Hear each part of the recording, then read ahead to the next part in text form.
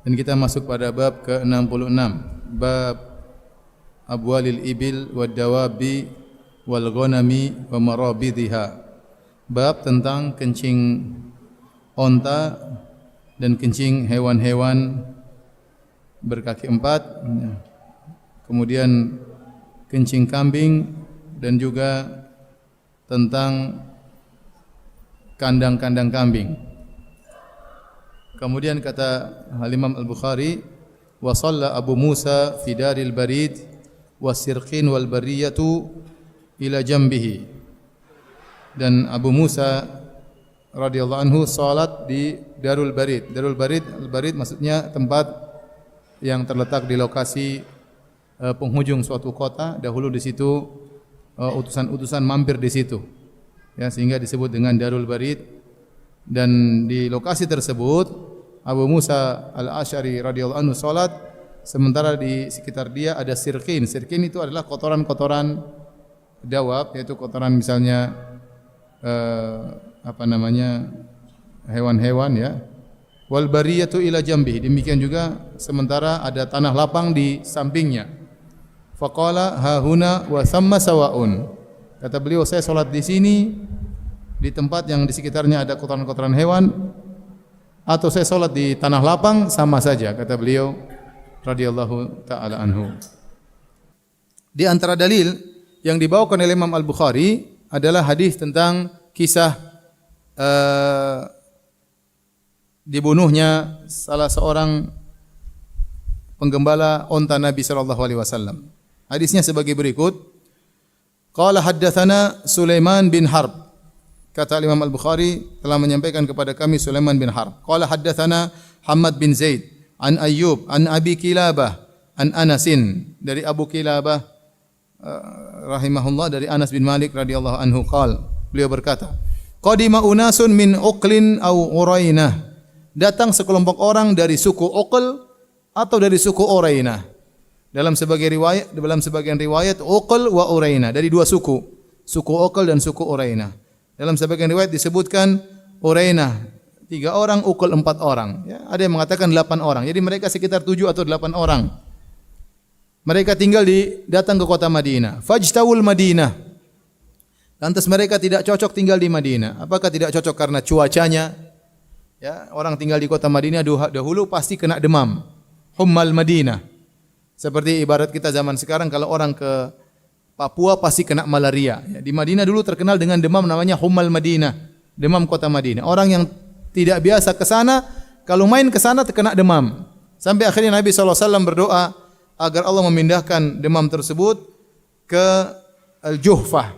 Akhirnya Allah memindahkan demam tersebut ke Al-Juhfah, sehingga orang kalau ke Madinah tidak demam lagi. Sekarang kalau kita ke Madinah tidak demam. Dulu orang ke Madinah pasti demam.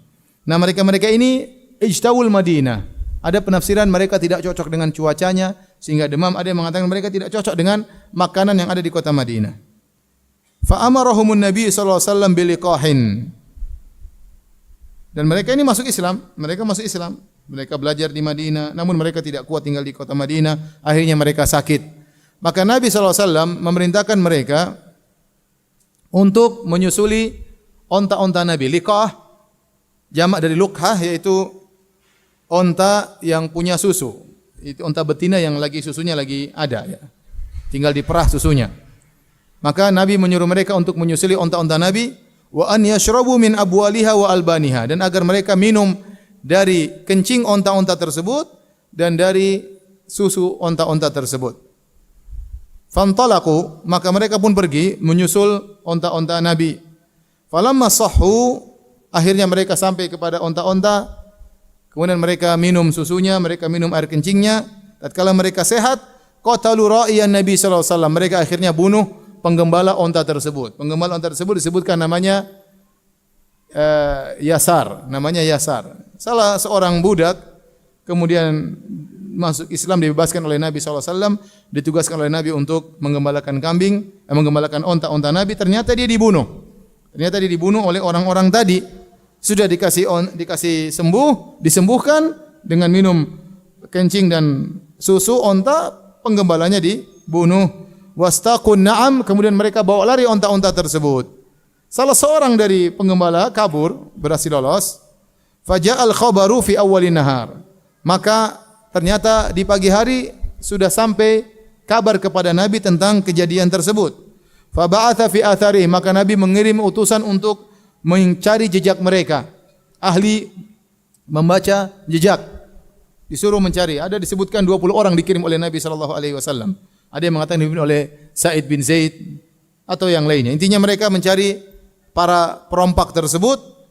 Falamma irtafa'an naharu ji'a bihim, tatkala siang hari mereka berhasil ditangkap.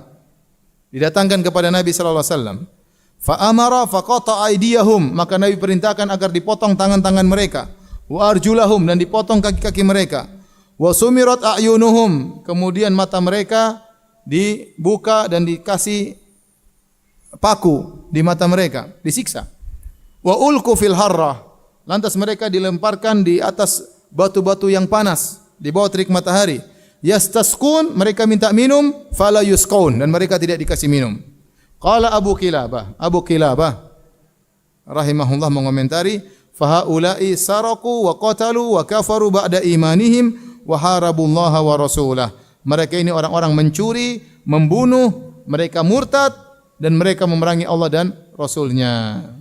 Kata Imam Al-Bukhari, qala haddatsana Adam, qala haddatsana Syu'bah, qala akhbarana Abu Tayyah Yazid bin Humaid an Anasin qala, dari Anas bin Malik radhiyallahu anhu beliau berkata, kana an-nabiy sallallahu alaihi wasallam yusalli qabla an yubna al-masjid fi marabidil ghanam. Adalah Nabi sallallahu alaihi wasallam dahulu sebelum dibangun masjid, beliau salat di kandang kambing.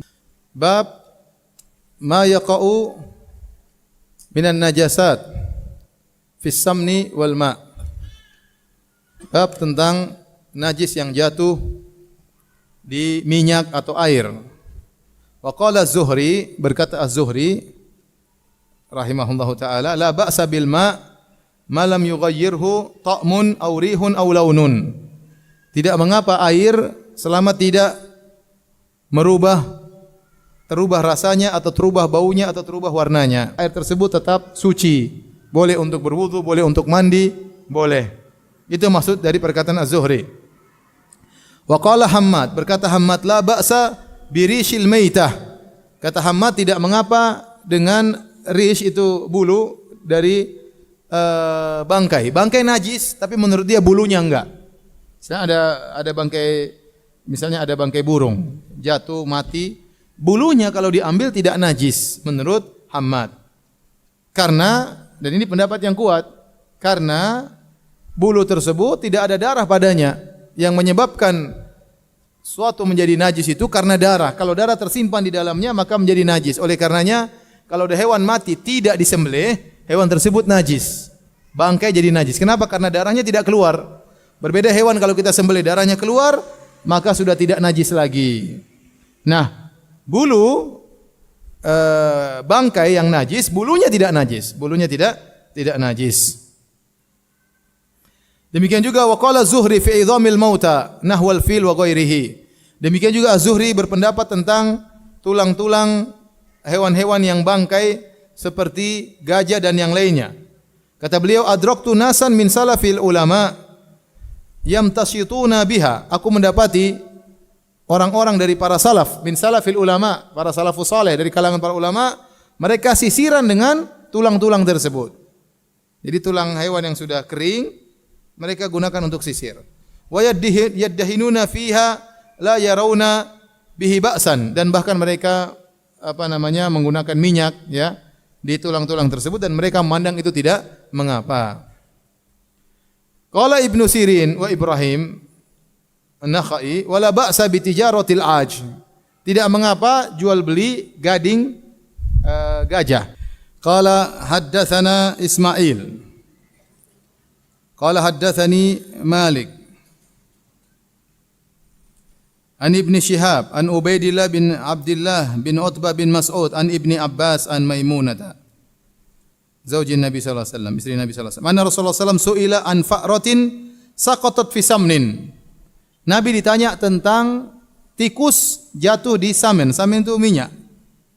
Minyak ya. Faqala, minyak yang agak padat ya. Faqala alquha wa ma haulaha fatrahuhu. maka buanglah tikus tersebut dan yang sekitarnya. Kemudian wa kulu samnakum, dan makan, tidak ada masalah. Qala haddatsana Ali bin Abdullah, qala haddatsana Ma'an, qala haddatsana Malik an Ibnu Syihab, an Ubaidillah bin Abdullah bin Utbah bin Mas'ud an Ibni Abbas an Maimunata. Anna Nabi sallallahu alaihi wasallam su'ila an fa'ratin saqatat fi samnin. Nabi sallallahu alaihi wasallam ditanya tentang tikus yang jatuh di samen. Faqala khudhuha wa ma haulaha fatrahuhu. Ambillah tikus tersebut dan ada yang apa yang di sekitarnya dan buanglah, ya.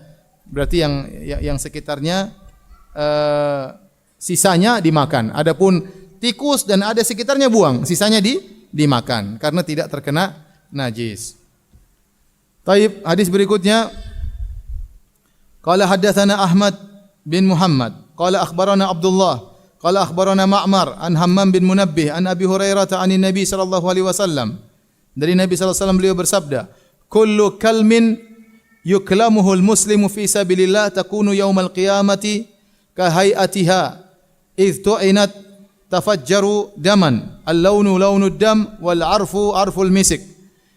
Nabi sallallahu alaihi wasallam bersabda, "Kullu kalmin yuklamuhu al-muslim fi sabilillah." Setiap luka yang seorang muslim terluka, ya, di badannya tatkala berjihad di jalan Allah, takunu yaumal qiyamati ka hay'atiha idh tu'inat, maka kondisi luka tersebut pada hari kiamat seperti kondisi ketika dia pertama kali tertusuk atau terobekkan dengan pedang.